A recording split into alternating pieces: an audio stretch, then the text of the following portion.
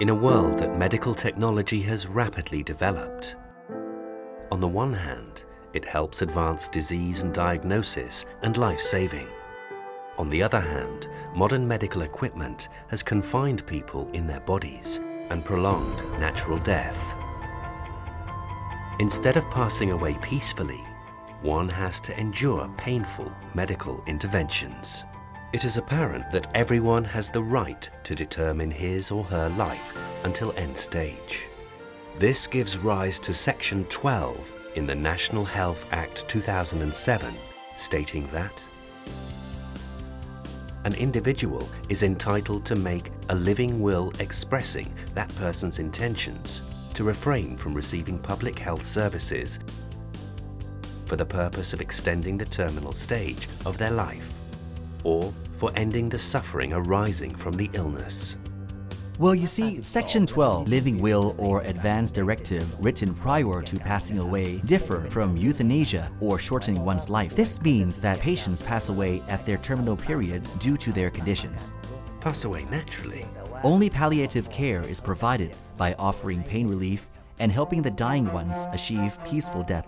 Maharat Nakhon Chiang Mai Hospital is one of the hospitals implementing Section 12 as part of the palliative care for terminally ill patients. By designing working process systematically, building multidisciplinary doctors and nurses collaboration, it enables the patients to spend quality time in their final stages, leading to peaceful death. We categorize patients into 3 groups. Group 1, PPS 10 to 30, are the terminal stage patients, and 0, of course, are for those who pass away. The second are Group 2, PPS 40 to 60, patients who are receiving ongoing treatment, and we provide them information to help them make decisions. The last one, Group 3, PPS 70 to 100, these are newly diagnosed patients. Putting these patients into groups is crucial for caring, informing, and collaboratively planning, which is carried out by medical teams and the patient's family members. We set tangible goals while visiting patients, and we know exactly which goals they've chosen. For me personally, goals of palliative care are those of quality of life and good death. What is quality of life? Quality of life means that we control pain and symptoms, having the patients relieved from suffering, and provide equipment when patients return home. I see. Good death, well, that means that patients can make advanced care plans during their terminal stage, and we make sure that they understand the situation. If a patient is evaluated that his or her disease situation is incurable, doctors, nurses, and family members shall have a meeting called a family meeting to develop a plan of care. At this stage, Section 12 and living will making will be introduced to the patient and family members as an alternative care at the end stage. It should be noted that we do not forsake the patients. The living will indicates treatments patients wish not to receive if they cause physical suffering.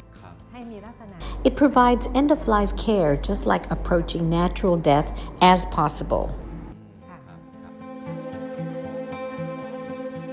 If terminally ill patients wish to return home, the ventilator-dependent unit, Maharat Nakhon Chiang Mai Hospital, is open for patients' family members to stay close with their loved ones and learn how to care for patients at home properly.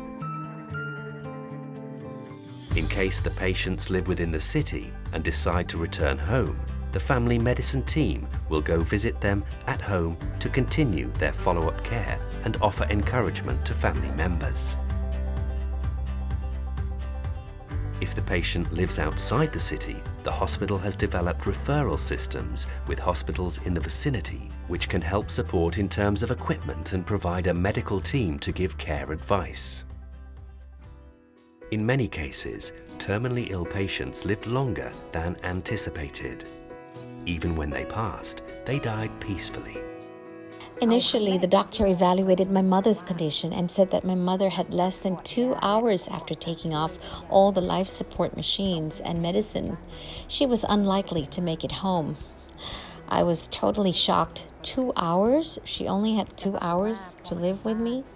Surprisingly, when she returned home and we took the usual care and, created a calm and comfortable space to make her truly feel at home, she ended up living a month longer. Apart from working at the hospital, Maharat Nakhon Chiang Mai Hospital expanded its palliative care services to Dhamma Pakon Nursing Home, introducing living will to elderly people so that they knew how to make their last wills. At my end stage, if I'm severely ill and need any help from hospital, I'd like to make my will now, so everyone knows that I don't want to prolong my life. I don't want any help at all.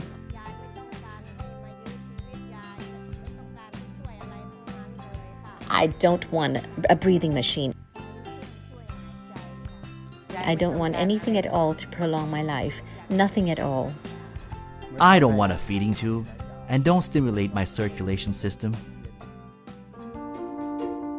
By systematically planning, Maharat Nakhon Chiang Mai Hospital can effectively implement Section 12 of the National Health Act as part of palliative care. It provides quality of life and a sense of good death for terminally ill patients, and also satisfactorily minimizes misunderstandings among patients, family members, and the doctors.